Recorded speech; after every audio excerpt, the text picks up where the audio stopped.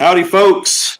We're back with another great masterclass for y'all today. Today's a really exciting one. I'm super pumped about today, especially with the season that we're in right now. With in August, slow season, as a lot of us recognize it.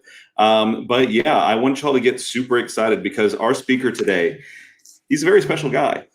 Our speaker today is the CEO of Aesthetic Conversion, where he builds marketing that actually grows med spas and plastic surgery practices, right? He's worked alongside like super major brands like Galderma, L'Oreal, Revision, right? And he hosts the Patient Magnet podcast, which I'm sure a lot of y'all have probably already listened to. It's great. And he also founded AestheticCon, which is just a conference built entirely around giving practices his exact playbook, which is huge. Right. So today he's going to be showing y'all how to generate a fresh wave of leads when business feels dead, especially like I said, in this slow season.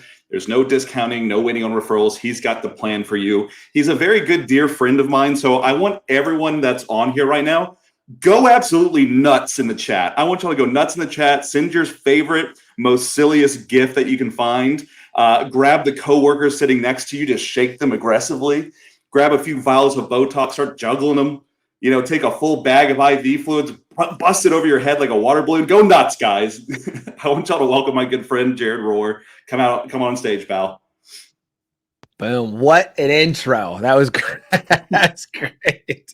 Thanks, Jeremy. You're the man. You're the man. I'm glad to hear that you're settling in nicely. For those of you who don't know, Jeremy moved recently, and I was very excited to see all the cool art that he had. And he goes, "Oh, it's Austin Landmarks." And I was like, "Who's that?" He goes, "It's Landmarks in Austin." I said, "Oh, sorry. I thought it was some clever, cool artist name." But I'm fired up to be here. Man. And excited to talk about the winter of summer with everybody and talk about how we can reinvigorate, because summer always sucks for clinics. There's no way around it.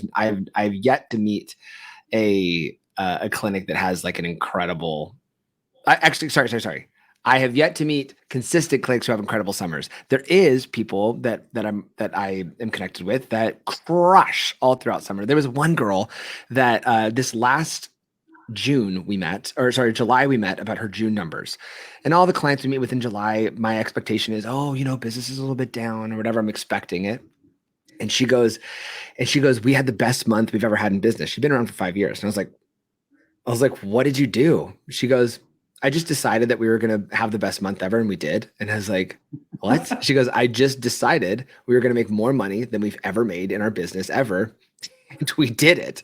It said, man, there is something very powerful about deciding on what you want and going out and getting it and not leaving yourself helpless for, I think the kids call that manifestation. Is that what they're calling it? I think that is what they call it. Manifesting and just, I don't know, just deciding.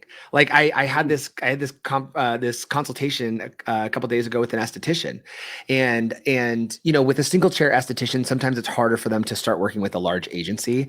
And I said, "Hey, tell me about your goals on what we can support." And she goes, "Well, maybe this next year I want to like get another esthetician that works for me. And maybe I'm going to get like a storefront, and maybe I'm going to whatever."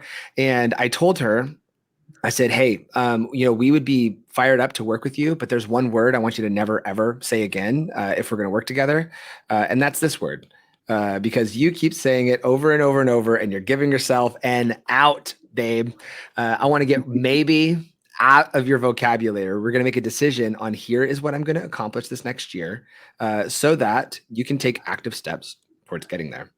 And so far she's fired up. So we'll see. I love it. Well, I'm pumped to hear about this. I'm going to let you take it away. I'll be backstage if you need anything, but I'll see you for Q&A. You're the man. Thanks, Jeremy. Fired up, everybody in the chat. Feel free to throw in where you're coming in from, anything you might even be struggling with. I'm happy to talk about. This is going to be a little more free flowing, where I've got a couple of things that I want to talk with you about. When you have a rough summer, there's a couple of different ways that you can solve it. Number one, you can solve it through, I'm going to give you, number one, you can solve it through marketing, just getting more leads into your business. Or you can solve it through proactive activities. And so today, what I'd like to give you is some extremely tactical solutions want to give you some extremely Valley Medical Weight Loss and Med Spa in Phoenix, Arizona. What is up, Maritza? Thank you so much, Maritza Gutierrez. Thank you for coming. Very excited to have you here. Happy to, and again, guys, chime in if there's anything that you're like, oh my gosh, I tried this, it didn't work, or whatever it is. I'm going to give you some tactical applications of things that you can do, and I'm going to give you some proactive things that you can do. Because if you can afford it, the summer, what is up, Casey? So excited that you're here.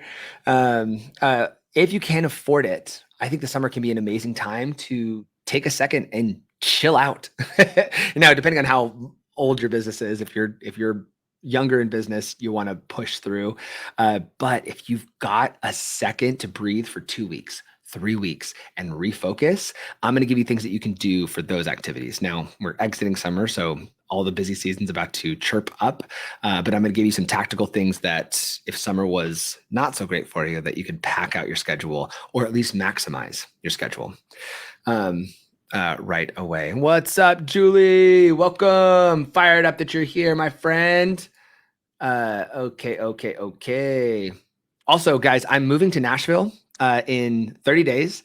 I just closed on my house and I'm going to rebuild.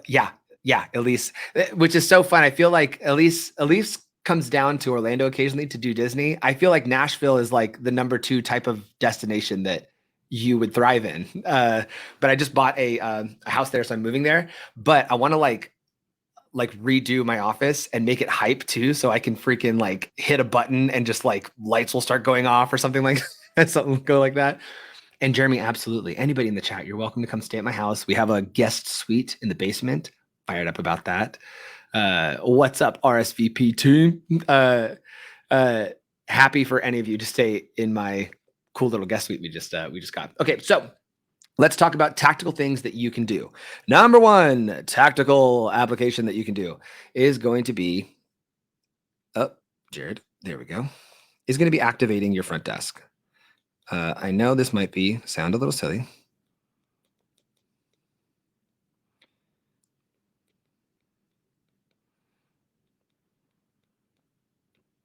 Is activating your front desk. Number 1, what I want you to be able to do is create activities for your front desk to be doing when that schedule is dead. We need to have regular things that we are doing. Now, if you are a solo provider in your clinic, and in fact, I would love to hear that from everybody that's here. How many staff members are at your clinics? If it's just you, awesome. If it's you plus 50 people, awesome as well. Would be interested in seeing that in the chat. So I've got some context. Sandra, 15, Killer, 9, awesome. Okay, 9, 10, 8, great, 7. Okay, cool. So in general, we've got it. In general, we've got somewhere between 7 to 15-ish staff. Perfect. Okay, so we typically, I would imagine, if we've got that many staff each, that we've got a front desk. Hi, Lourdes and Morgan. Thank you so much for chiming in. And Isabella and Cleve. Let me know if I'm pronouncing that right. Generally, we probably have a front desk staff or at least an office manager. Let's get them activated. Okay. So if we're going to get them activated, there's a couple things that they can do. One, and some of this is just going to be like, Cleve. Okay, wonderful. Thanks, Cleve. There's a couple things we can do to get them activated. And these are going to be on this tactical side. These are going to be kind of tippy. I'm giving you just kind of tips on like, here's what I would do if I was in your shoes. They can send out personalized videos. Go down the list of people that are due for talks, people that are due for filler, people that are due for whatever, and send a selfie video from the clinic. If you guys are low and there's nothing else on your schedule, you're going to default mentally towards marketing. I know that the temptation can be towards, okay, well, how do I, let me clean up, let me blah, blah, blah, blah, blah. We're just going to think, okay, market. If the schedule is low, market. And here are the things you can do. Send personalized videos to people who haven't been here in a while of just a little selfie. What's up, Sylvia? Welcome from Slim. Or straight up call them. I'm going to reduce the thickness of this. Yeah, there we go. Or straight up call them. Hey, haven't seen you in a while. Just wanted to chit chat with you. How are we doing? How's our aesthetic goals going? Blah, blah, blah, blah, blah. Last we talked, you had this going on, X, Y, and Z. We're going to just straight up call them. Okay. Uh, that's number one with activating the front desk. The last one with activating the front desk is going to be, and this one, I spoke to a clinic that we were working with about 2 weeks ago. And I said, "How was July?" Again, I'm ready for people to be like, "It was the worst month ever." I can't believe we made it. And she goes, "It was the most profitable month we have ever had." And I said, "Tell me more. What did you do?" She said, "We did add-ons." They called every single appointment that they did have, and they offered them an additional service at a super discounted rate. Now, when you discount, I have a rule personally on discount. You should discount for one of three reasons. And ultimately, you want to remember this phrase. Let's put it down here.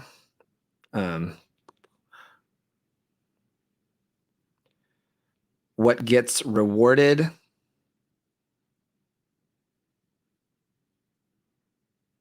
gets repeated.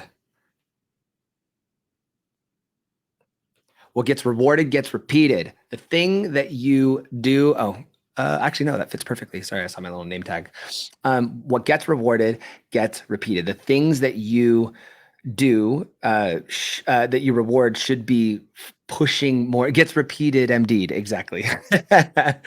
Should be pushing more of the behavior that you want. For example, I think there's three behaviors that do warrant a discount. The first behavior is adding new verticals. So it could be somebody who has never been with you before and it's a new patient discount that you're giving because they're trying you for the first time. Or it could be a tox patient who's trying filler. It could be tox and filler trying a laser. It could be tox, fillers, lasers trying a facial. If they're adding verticals of service, I want Pavlov's theory in their head. I want them to salivate the second they think, "Oh yeah, I should add another service that I do there so I can get a discount on that service for the first time I do it." I want them to be salivating every time they think. I want to trigger them to know that that's where they get rewarded. So if they get that discount, we want them to switch on in. So first and foremost, what gets rewarded gets repeated is adding verticals. The second one is bulk. So if they're doing packages, if they are buying their talks for the year, if they have, whatever, any way that they're doing it in bulk, that does a discount, which most people already do that. Or if they are loyal, I want to reward loyalty, like giving them offers within the Repeat MD app, like giving them offers within their Repeat MD membership that they've got through your clinic. That is the kind of the third tier that I would reward because you want them to think, "Oh, the more I come here, the better things are for me." Or maybe they get invited into like special events that you arrange, like a Porsche driving experience or something like that, where it's like, "Hey, by the way, I'm going to bring my clients, you bring your clients, and we'll do like a fun little driving experience, and we'll do aesthetic evaluations for your clients, whatever." You can do. Lori Robertson over in California did Disport and Diamonds, where they partner with a local jeweler, and they had a private shopping event where she talked about Disport and her jeweler talked about diamonds, and they loved it. So anyway, you should only give a discount for one of three reasons. Okay. It's going to be rewarding new verticals. It's going to be rewarding bulk, and it's going to be rewarding loyalty. Okay.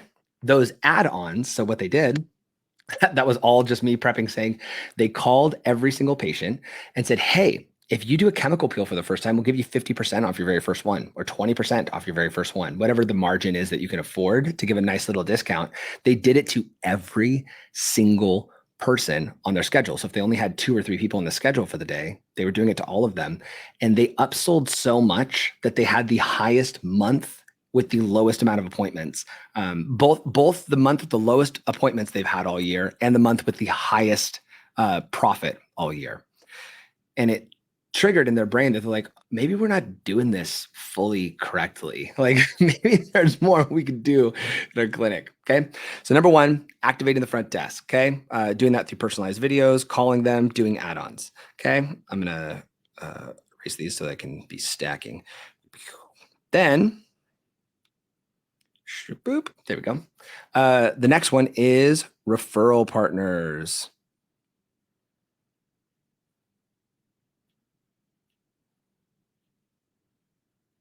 Okay. A good referral partnership can yield you millions of dollars to your clinic. There's a girl that I worked with in Orlando, and her very first year in business, prior to working with us, she goes, "Oh yeah, we did 1.5 million our first year," and I was like, 1.5 your first year? The average med spa, just for reference, their first year they're doing 500 ish, 600 ish at the most. 1.5 is very impressive for year one by herself. I said, "What did you tell me the secret?" She goes, "I had referral partners." So I partnered with a local Pilates studio. And what I did, Pilates? No, Pilates. There we go. I partnered with a local Pilates studio, and I said, "Hey, all of your members get a little $50 off their very first appointment with me. In exchange, I want you to notify all of your members. In exchange, you can notify in exchange, I will notify my members that they get their first class free with you, or maybe their first 2 classes free with you, or something like that." So she exchanged that with a Pilates studio and with an Orange Theory, and it blew up for her. Is there like Jeremy, you let me know in the chat, or at least let me know in the chat, if there's like, is there like a local partners area on the Repeat MD app that they could put where it's like, "Oh, just by being a member at our clinic, you get these additional benefits locally." Is there a way for them to do something like that? You throw that in the chat if that's possible. Sick. Yes. Something like local referral partners and building that out in your Repeat MD app could be dynamite for you. So, and then just add as many as you can so that you have this A, local rapport, and B, and you can add them in your Discover cards and within your membership descriptions, part of membership. Sick. So sick. And then in addition to that, you're doing things. You're doing collaborative posts on Instagram. You're doing giveaways together on social media. You're doing e-blasts together. You're doing webinars together. You are like locking in with those local referral partners. Okay. So we've got Pilates studios. We've got high-end real estate. Okay. And the reason I say you could be doing these referral partnerships when things are down is that, if your summer's down and you've got a marketer that says, "Oh, you should be doing SEO." It's like, yeah, but SEO takes time. It's going to take 90 days to start seeing results and another 90 days to feel those results. It's like 6 months, "Oh, you should be doing ads." It's like, yeah, but it's going to take another 30 days. It's going to take time to get those ads cooking. A referral partnership is something that you can activate tomorrow, where somebody's like, "Yeah, I'm closing a ton of deals. I'd love to put you into my pamphlet that I give out." So these are things that you can get your schedule full today. Real estate agents they give a packet to the people who buy new houses. If you're in that packet and it's a high-end real estate agent, all of a sudden they're thinking of you when they buy their house. So you got real estate agents, high-end hair salons, wedding planners. The list could go on and on and on and on. If you are just an esthetician, which I don't know if are there a lot of estheticians who use Repeat MD? It's mostly med spas and larger, I would assume. But whatever. If you're a single chair med spa, in fact, that gal was one of her referral partnerships was a plastic surgeon. So you could even find people kind of within your niche that are similar but not fully. Okay. Referral partners is number 2. Go out and build that. Do not, there are a lot of people that I've suggested this to, where I say, "Oh yeah, go build out referral partnerships." And they say, "I've got that." I said, "Really? How's it doing?" They're like, "Well, we don't get any business from it." I was like, "Then you're not doing it right, babe. What did you do?" They said, "Well, I went into this hair salon. I left my business card. I'm like, "What? It's in this fishbowl? Is your business card sitting in a fishbowl?" They're like, "Yeah." And I was like, "How in the world is anyone ever going to find you?"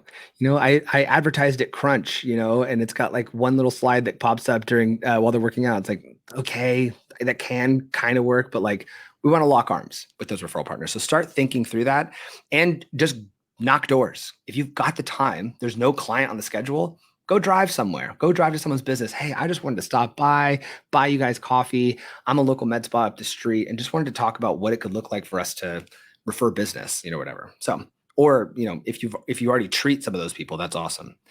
And the answer is yes. I am an advocate for you treating the staff of those places as long as it doesn't get out of hand.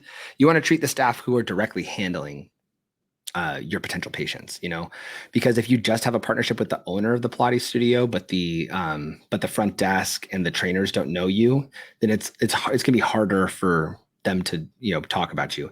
A hair salon, though, you do the lips of somebody who works at a high-end hair salon, they're not gonna be able to shut up about you while they have these people hostage for hours at a time. Okay, huge. Okay, other things that you can do, tactical things that you can do today to start getting leads into your pipeline.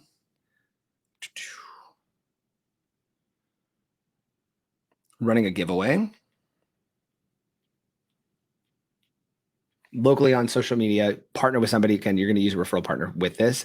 Run some sort of a giveaway on social media, where whatever you're doing a giveaway of X, Y, and Z, and you're getting everybody's contact info, and then every single person who didn't win gets the runner-up prize, which is like a discount on their first service. So maybe there's one person who gets a full face, or there's one person who whatever, and in exchange for that full face, you're giving them you're using them for marketing collateral. So it's also a good investment for you. But everybody else who entered but didn't win, you're calling and saying, hey, so sorry, you didn't win, but you do get $50 off your very first appointment, or you do get a free skincare gift with your appointment, or whatever the thing is. Come on in to get it. So that's a little secret about giveaways that are done well, is that 100% of the people who enter a giveaway win.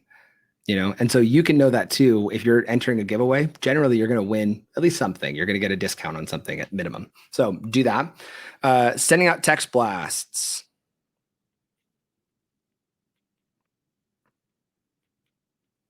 For goodness sake, please be doing this. Let me know in the chat. Are you guys sending out text blasts on a regular basis, once to twice a month at least? I think once you start going past every other week, if you're sending one a week, people start unsubscribing. But let me know in the chat. Are we sending out text blasts? Are we sending out e-blasts on a monthly basis as well? Text blasts, when you send them out, there needs to be one simple call to action. One simple call to action and a simple sentence about what the offer is. This is the biggest misconception about text blast, is people will they'll copy and paste their entire e-blast into the text blast. And when I see that, I'm like, this is miserable. It is a book. It's expensive, when it really just needs to be something short and sweet with a simple call to action, like reply book now to learn more, or reply Botox to learn more, reply Dysport to learn more. Something super quick and easy for them to hit the reply, and then boom, you're in. When you tell them to go to a link, or you tell them to go somewhere else, it's just more friction. The Repeat MD app has push notifications too, right? Can't you push a notification to everybody that has the app? Oh, baby. Guys, what percentage of people take advantage of that? Jeremy, do you know? Throw that in the chat if you could. That is the most direct. Is it more than I would think, or is it not that many people do it often? Who here? Yeah, if you're in the chat, actually, anybody who's listening, are you guys taking advantage of the fact? I would say not as many would like. Anybody in the chat, are you guys taking advantage of doing push notifications? We use it. Cleve uses it. Cleve, what? I'd be interested. What kind of, are you getting good results out of that? Of people clicking into whatever the offers are? Anybody else doing push notifications? If it's just Cleve, then we've got a big problem here. Okay. You're paying for this thing. Absolutely getting great results out of it. That is awesome. Because here's the difference between a push notification and a text and an e-blast and an Instagram post and all that stuff. That push notification is a guarantee to hit that person's face, whatever that thing is. It's guaranteed to hit their face, or at least hit their phone in some way. And that is massive for you, because when you send an email, you're like, oh my gosh, I hope this percentage opens it. You send a text, oh, I hope this percentage responds to it. There's so many other like, I hope. Whereas with a push notification, boom, I'm putting it right in front of my audience, and they have to deal with it, kind of a thing. So that's massive. I didn't even have that as a plan, but push notifications are going to be huge to just get foot traffic moving through the business. And then with your text blast, keep them short and sweet. Do most people have their notifications turned on? It's the default, Isabella. So I would say if you don't annoy them with your push notifications, then you're going to be able to get that info in there. So yes, haven't seen great results from that. I'd be interested, and Isabella, I don't know. That's why I'm asking right now too. I would be interested in, Jeremy, do you guys have like a best practices webinar on push notifications? If not, I want to study this thing because I think that could be sick. Least needs to do one. Because I would say, so Isabella, yes, most people have their notifications turned on by default, but if you push too often or push confusing stuff, people are going to mute you. And so that's going to be, and it's the same thing as like a text blast where it's like you send too many texts that are confusing and spammy, they're going to unsubscribe. And so that's what I would say. Since they are all tied into promotions, not everyone should automatically use them. Yeah, correct. It would be built in there. It'd be interesting to have some sort of a best practices training on those push notifications working because, for example, I'm running. I'm helping run a lot of the marketing for the Iron Needle for Dr. Subio, and the push notifications that we've been doing out have been killer to get people back on into the app. So that'd be interesting. I'd be interested to chat with Lisa about that. Anyway, push notifications, I'm fired up about for you. And Isabella, I'm interested in what kind of, I'd be interested if you're open to even throw it in the chat, Isabella, what kind of push notifications you've been putting out? Is it like a discount? Is it like a, hey, we haven't seen you in a while? What kind of ones are you doing that aren't getting the results that you'd hope for? I'd be interested to see. So push notifications, and then even just tactically doing some sort of an activation locally. How can I get people to know me better locally? There was like this, there's this viral trend where where these people did like dance for pizza or something like that. And it was like, they put a sign outside their storefront that said, come on in and dance for pizza. And when they would come in, there's like a little spot that they would dance on, and they danced and they recorded it and put it on social media or whatever. It was like part of the security cam would record it and they put on social. If you danced, you got a free slice of pizza. Or whatever, and they would do it for a couple of hours. So like fun things like that people that go viral that you can use as marketing collateral. You could do the same thing, dance for skincare, and you're just using these like these little sample size skincares that SkinCeuticals gave you, or Revision gave you, or Alta gave you, or whatever. So a fun activation that gets people off the street and excited about you. If you do have foot traffic, obviously, if you're like in a doctor's building, it'd be trickier to do it. You'd probably have to just do it publicly, set up a table somewhere outside and just say dance for skincare. And they do a little dance move, and then poof, you're giving them some skincare and you're talking to them about what's going on with their skin. That is so fun. So those are the tactical. Those are the things that, man, I had a tough summer or I'm having a tough time. I just want to reactivate that list. The things that I would say, the very first thing that I would do is I would activate this front desk, is I would get them moving. Front desk. The next thing I would do is I would be building referral partnerships locally. I would be doing a giveaway, text blasts, push notifications, and activations. And with that front desk, the biggest thing I'd be doing is I would be calling like those next appointments to make sure that we are maximizing profit on the people that did book. Okay, those are the first things. Feel free to pop questions in the chat at this point, because I'm about to move towards the proactive conversation. But if there are questions you have about the tactical things that you could be doing today, I'm happy to answer those. Or else I'm going to move on over to the proactive side, the preparatory side. Now, the proactive side, the thesis over here is that if you've got a second, if you've got a moment to breathe, and you can afford not stressing out too much about, okay, we got to make sure that the schedule is completely full. It's kind of nice to have a little like lighter of a schedule during a season of summer, and then taking time to prep for your business this upcoming year. Here's one thing I'll say. I don't know how to promote what I'm about to tell you all. But I get the blessing of having a lot of high-level conversations with businesses that support this industry. And there are a decent chunk of those businesses, whether they're marketing companies, whether they are softwares, there's a handful of them that are considering reducing their involvement in the medical aesthetics space. And the primary reason is because the majority of business owners, not saying that about anybody in this room, but the majority of business owners in the medical aesthetic space aren't business owner-y enough for them. Basically, there's gaps in business knowledge and business management that make it really difficult for these vendors to support the industry.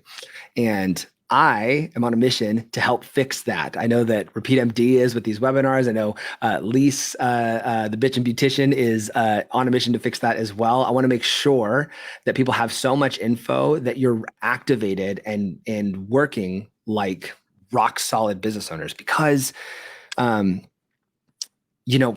hear a lot people say like, oh, Jared, when I started my clinic, I didn't sign up to be a social media star. I didn't sign up to be the bookkeeper. I didn't sign up to be blah, blah, blah, blah, blah. And I used to be very sheepish on that topic. And I would say, yeah, you're so right. I get it. It's hard. I get it. It's so hard. But the more that I've pushed my business over this last year, the more that I've been kind of pushing back and saying, actually, yeah, you did. You did. You just didn't realize you did, but you did. And what happens when you are an amazing injector or provider and then you launch your business is now you have two full-time jobs. You have the full-time job of being the primary income provider, and you have the full-time job of running the business and being very good at marketing, sales, and service delivery. Those are the three classes that you have to get an A+ in. Feel free to book a group strategy session with Lisa. I'm going to book that right now. Are you kidding me? I'm just going to, I want to get on her calendar. Those are the three classes you got to get an A+ in: marketing, sales, and service delivery. And the majority of us at clinics, we focus all of our time and effort on service delivery. How do we do a good job? Which I think is great. We got to take care of patients first. However, there are two more things that we have to focus on in order to win. So what I want you to do on the proactive side, if we can afford a little bit of downtime, let's work on this. Number one, let's work on our businesses. I am the most guilty of this, by the way. I get stuck in the day-to-day just as much as any of you get stuck in the day-to-day. And, in fact, I started in this industry working for Dr. Shino Bay Aguilera. I was his executive assistant. And I couldn't tell you how often we just got stuck, like not marketing, but just got stuck in the grind, the daily grind of making sure the clinic happened, making sure that services went smoothly and all of that. It was a lot. It was a lot. And so I am empathetic to the struggle of being in clinic. But we need to take a breath, step back, and look at the business as its own living organism and see what aspects are faltering, not just what aspects are loud. Sometimes we'll look at the loudest part of like, oh my gosh, there's this one client who got a burn when we were doing laser hair removal on them. And now they're just calling us every single day and they're freaking out and they're freaking out and they're freaking out. Big deal for sure.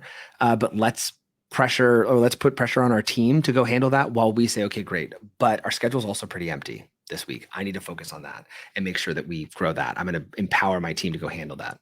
So I want to work on our business. We're going to do that through a few things. Number one, we're going to identify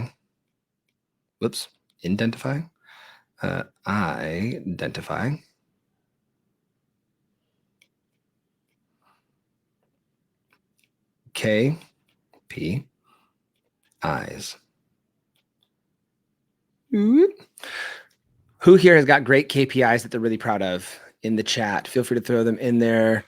Who here has, throw some woohoo hands or a gift in the chat if you are proud of the KPIs that you run your business by. This is honestly something that I am transparently as a business owner, something that I am making a massive priority around recently is having KPIs for every single facet of our business so that I can have an executive dashboard and just know the general health of how we're doing and then make slight tweaks. So we have general ones that we hold our team to, but now we're refreshing all of them. And so in your clinic, you need to have key performance indicators as well to know what's working and what's not working. Here are some general KPIs that you could implement that I think will determine whether or not you are actually moving in the right direction. General KPIs that I would move towards, if we're going to talk about marketing. If we're going to talk about marketing, I like for you to have 500 views to your website per full-time provider of services. Per full-time provider of services, not per employee, but per person who is making you money full-time. I'd like you to get 500 views to your website. And that could be the summary of all your effort. I mean, you should track all of your marketing efforts, but the summary of all of your efforts should turn into 500 views. And then maybe turn that into as well, how many leads did we get this month? That's the marketing side. On the sales side, I want you to get 55% conversion rate on your lead to appointment booking rate. What percentage of leads turned into an appointment? What percentage of leads turned into an appointment? So what percentage of your marketing effort turned into a butt in a seat or an appointment? I would track that as your next KPI. And then on service delivery, remind me, because I know that RepeatMD is a retention tool. Do you guys track retention in the app directly? Are you tracking, like, is there a retention metric that you spit out, or are they using their EMRs to track retention directly? That's retention. Okay, great. So for service, retention percentage. The easiest way for you to track retention, if you don't have good KPIs in the first place, these three are going to give you a little bit of a baseline. But these three, if you don't track retention currently, rebooking rate is the simplest one that you can track to know if you are getting people back on the schedule. And in general, it should average out to a 75% rebooking rate. We track the retention, offer redemptions, days since last visit, et cetera. That is awesome, Jeremy. Yes. Okay. So we should be leveraging those retention metrics in the RepeatMD app. If you have never tracked KPIs, the simplest one is rebooking rate at the end of the day. SkyTail Group says that 60% or 65%, 65 or 60% of new patients should rebook at checkout, and 85% of existing patients should rebook at checkout. That's the benchmark for high performing clinics. So I just say if you're hitting 75%, you're good. Those are the simple three that I would track. There's tons more that you could track for your KPIs, but those are the simple three that I would just say, hey, you're heading in the right direction. If your marketing ends in this much attention to your business, if your sales process ends in this much of a conversion rate, and if your services end in this much of a rebooking rate, you are good. Okay, so identifying KPIs. The next one, you guessed it, is I want you to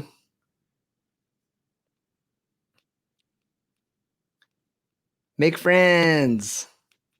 Take time and go build some local community relationships and establish yourself as, hey, I'm here. I'm here.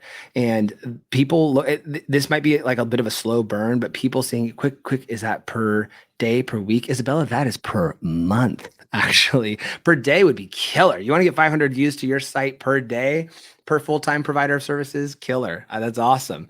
That is per month if you're doing 500 per. Now, what I would say is if you want to scale, Isabella, or anybody else in the chat, if you want to scale, I would up that by 15 to 20%. I would do 650 per full-time provider if you're wanting to like grow and scale, because then you're going to have like, you'll have leftover. You'll be like, oh, I don't know. We can't get these leads on the schedule fast enough, kind of a thing. So I would do that. Who here, by the way, who here is running their own meta ads? Throw that in the chat if you're running your own meta ads. I'm obsessed with this right now. And I think it's a skill set that is worth learning internally. Sandra running it yourself, Faith running it yourself. That is awesome. Sandra, Faith, are you guys, do you have people on the team, multiple people that know how to do it? Or is it like you, the owner, that are doing it?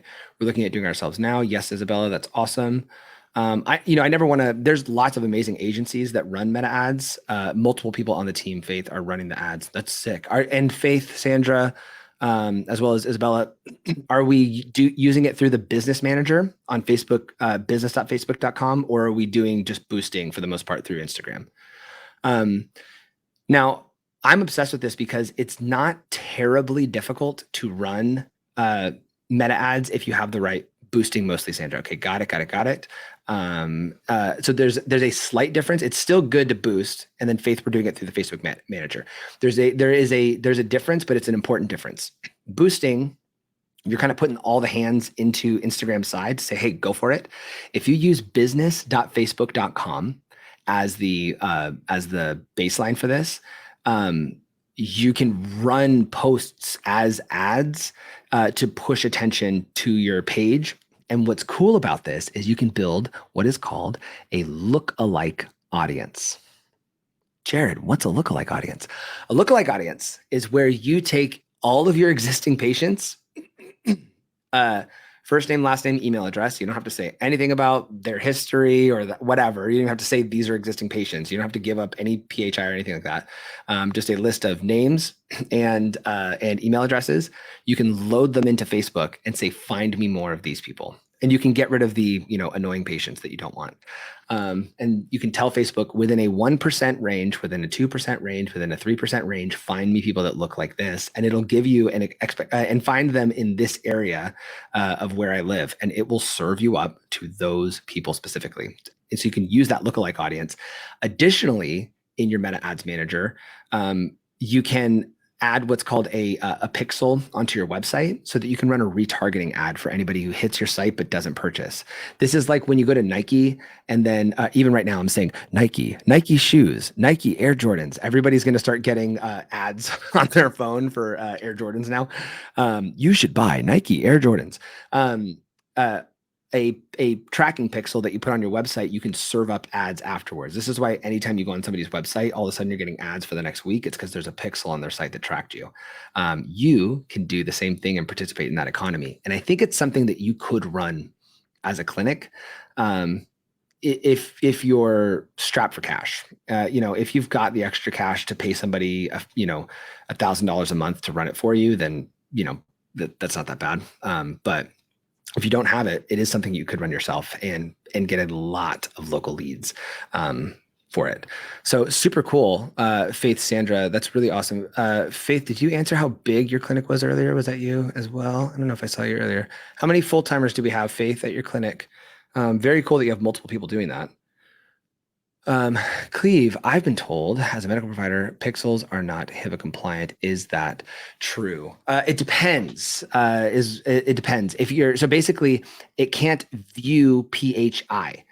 So if it's viewing PHI, yes, not HIPAA compliant. If it's not viewing PHI, you are good to go. So if your pixel is omitted on pages that fill out forms, so it's not viewing the form submission itself and viewing their information, then you're good. As long as the pixel doesn't view the person's information, you should be, for the most part, okay. Now, there are still rules around pixeling that are being argued over, but the main premise is it viewing PHI? And so a lot of these clinics that were getting hit was they would have like their scheduler on their site, and then that page was being pixeled. So like it was public, basically Google was being able to see what these people were signing up for. So it's tricky, so as long as it's not viewing PHI, typically you're safe. But again, I would consult with your lawyer about that just to make sure that you're good. But our view has been, as long as there's no PHI being transferred, then you should be okay. Yeah, and we haven't seen any issues from any clinics that we've worked with that specifically. But great question. Yep, Cleve. Yeah. But again, it's still worth running by your lawyer because they're going to be a little more conservative about that. Sorry, that was such a left field thread for me to go down. I'm just really fired up about it. So sorry. That all came from making friends. I'm so sorry. But I'm just really fired up about that. Then other things that you can do for prep work is going to be niching. Who here has a niche? Who's got a niche? In the comments, please throw it in. Who has got a niche that you're in? Throw your niche in the chat. Niches. For example, my business is niched into medical aesthetics. Jeremy's niche is the cowboy of aesthetics. Duh, of course. There is a girl in South Florida. Her name is Tanya Petrone. She's awesome. And for the longest time, she had a very exclusive niche. She was a lip girl. And 9 to 5, Monday through Friday, she was doing lips. And where most people were charging $750 at the time for lips, maybe even $800, she was charging like $1,400, and her schedule was jam-packed. I'm assuming the silence in the chat about the niches is that we don't have a direct niche, which let's talk about this for a sec. is if you can niche into a people group, like a demographic or even a psychographic, or into a service, you can win. Niches get riches, baby. Exactly. Let's go, niches.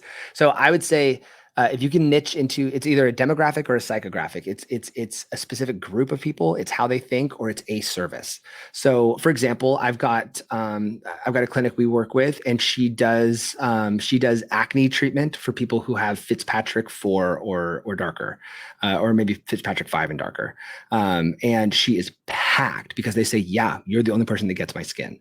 I've got people who do wellness services for busy executives, and that's their whole entire thing. In fact, I got targeted for that. Okay, so when you can identify that niche, for example, I got targeted probably 2 years ago from this IV drip lounge. They sent me a LinkedIn DM. And they said, Jared, you're a busy executive. You go and you speak at shows all the time. You got a team that reports to you. You got a team that's got to report to you. You need somebody to take care of your wellness for you. Come on in. We're going to give you a free B12 shot, and it's going to keep you active and ready to go kill the day. And I was like, oh my gosh, they gave me a free B12 shot, and I've been going back to them for IVs ever since. Isabella, would you recommend niching per provider or one per clinic? So this is a great question. And ProMD does this really well, where they kind of have a vibe for the clinic, where they have like a general, like, here's the brand of the clinic. And then a lot of their individual providers have niches that they serve. So like there's one guy who he was a former teacher, I believe, or no, he was a former service person. Like he was like a firefighter or something like that. And he treats like firefighters, cops, and like that's his entire niche, is he treats them. So Isabella, providers have the opportunity to niche individually if you're that large. But you can also go after a psychographic and a demographic as a clinic as well. So the answer is yes and. So ProMD has this like safe, we're a safe clinical environment, like safe environment that you're going to feel welcome, you're going to feel great, but then their providers specifically attract a specific niche as well. So answer is yes and yes. Answer is yes and yes. Or for example, there's a great example that I love of niching. It's Bevel Up in South Florida. Their slogan is, "We are the place for the face." Bevel Up is the place for the face. Their niche is they only do aesthetics from the neck up, and that's it. They're not touching anything below the neck. And they have created this slogan that all of their patients can advocate for them with and say, oh my gosh, the place for the face. I go to Bevel Up. They're the place for the face. Somebody says, I have a problem with my face. Well, you should go to Bevel Up. They're the place for the face. Okay. So I would highly, highly, highly recommend niching can make you absolutely filthy rich as a clinic, or including your providers to select something that they can kind of like sink their teeth into. That's like, hey, I'm the person that does this. Dynamite. So select a niche and maybe even field test it a bit. And then lastly, creating educational opportunities for your staff. You should be doing this whether you're busy or not busy, but this is one thing that Shino's clinic has always done really well. Every single Wednesday, they have a big team meeting, and they'll have a rep from a company come in and lecture the staff on the efficacy of some product. So we would have device companies come in, we would have Galderma or Allergan or MERS or whoever come in, and they would buy us breakfast or whatever. Now, Shino, there's, the reps are shelling out a little extra cash for breakfast and stuff like that for his staff, but your local reps are going to be happy to come and talk to your staff and get them fired up, and it's not a super heavy lift on your side, and then they're going to like push sales of whatever the thing is. If it's a skincare line or if it's an injectable or whatever, I would start arranging additional education for your staff so that they can go ahead and sell and get fired up with them. So if we've had a hard summer, the ways that we can survive the winter of summer is tactically, we can activate our front desk significantly stronger, okay? Whether that is through sending out personalized videos, whether that is through doing add-ons to existing patients, whether that is through giving them education. We can do it through building referral partnerships and going out and making friends locally and getting involved in the community. We can do it through doing a giveaway, doing text blast, doing push notifications through your Repeat MD app, or doing a really cool, fun local activation. And then on the proactive side, I want you to take time to work on your business if you can afford the time. Work on your business and identify some KPIs. Okay. So for marketing, 500 views per full-time provider. For sales, 55% lead conversion rate. And then you can track that. RepeatMD doesn't have like a CRM built into it, right? Like they should use Go High Level or HubSpot or something to manage like sales processes. Like it can probably, maybe it can kind of do it. Yeah. Okay, great. So yeah. So you can use your CRM to manage the sales process and then track your retention rate. You can use that through the RepeatMD app. If you've never tracked anything before on the retention side, then the simple way to do it is through rebooking. Niche down. I cannot recommend that enough. Pick a niche and a lane so that you are the natural choice for people. And by the way, being expensive, that's a niche. I have an esthetician that every month she just kept raising her prices by 20% over and over and over and over and over again, to the point where she charges like $500 for a facial now. And she has a full schedule because there's this massive group of people that say, no, I'm going to the best in town. It's pretty cool. So like being expensive, also a niche. Our admin is a bit of a CRM, but only for app-based sales and yeah. So I would just say your CRM, keep it as a CRM, and then investing into education for your staff. Have the reps partner with that. Have your scheduled time so that you can like get them hyped on what you're doing in the industry. And I think that's it. So if you have any questions, I think we can probably take those now, Jeremy. If you wanted to, I know that you were going to come back up, but yeah, if you have any questions, throw them in the chat. Hey, brother. Hey, that was great. Actually, wait, I'll leave this here. Oh, thank you. Thanks. Any questions? What are we struggling with? Anything that I can illuminate right now? Yeah, throw your questions in the chat, guys. We're happy to get as many answered as possible. So throw them in there. Questions for Jared. Also, feel free if you have questions about your app, I can answer those as well. So throw them all in here. I'm interested in that push notification conversation, pushing that forward, Jeremy. I think that is a really cool unsung power that they have through the app that I think is not as well understood. Yeah, and it was kind of hard for me to type it out in chat real quick. I didn't want to interrupt you too much, but essentially we turned on push notifications for all promotions and, like specific aspects about the app of like, hey, you have an offer available, you have, this reward, or hey, you have a custom plan that was sent to you, blah, blah, blah, right? So they get those push notifications for all of those types of outreach. So yeah. That is sweet. Mm-hmm. Yeah, it's all automated. You guys don't have to turn anything on. Like it's part of it. That's hyper powerful. That's extremely powerful. And then what they can build campaigns in the app on their side, and they can track like click-through rate and stuff like that through the notification, or no? So that's actually part of a new release we're about to release here in a couple weeks, where you're getting like increased tracking. You're getting a way easier way to build out all these different promotions and like features of the promotion in the app via text, scheduling, a marketing calendar, all kinds of stuff. A marketing calendar? What do you mean?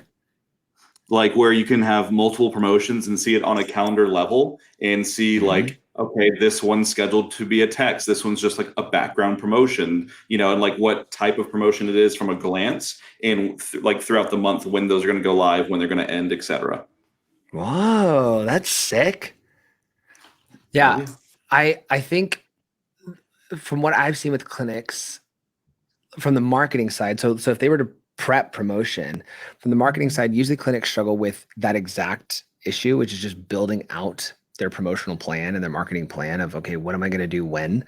The clinics that I see that are kind of, they're in a nice little groove are the ones that are like, okay, great, I'm going to be talking about this service, whatever, during this month, and I'm going to have some sort of interesting package that I'm selling, and then I'm talking about this during the next month and this during the next. That is killer. Yeah, and by the way, Jared, you're frozen right now. I don't know if that's for everyone, but for me, you look frozen. I don't look frozen to me, but am I back now? Is that better? Nope, still frozen on my end. Elise, is he frozen for you? Okay, cool. Just making sure. Oh, let me see. Maybe I'll turn off my camera and turn it back on. There you go. That's usually what I recommend. Boop. Hey, you're back. Okay. God, it scared me. Cool. Well, if there's no questions, I mean, I'm happy to wrap it up. This has been, oh wait, would you recommend, oh wait, you said, sorry, sorry, Isabel, I just saw your old question. That we missed it. Yeah, if there's no questions, happy to wrap it up. And then, yeah, if any of you think of anything, you're welcome to reach out. Oh, thanks, Sandra. I'm so glad. You're welcome to reach out to me at any point, Jared at aestheticconversion.com.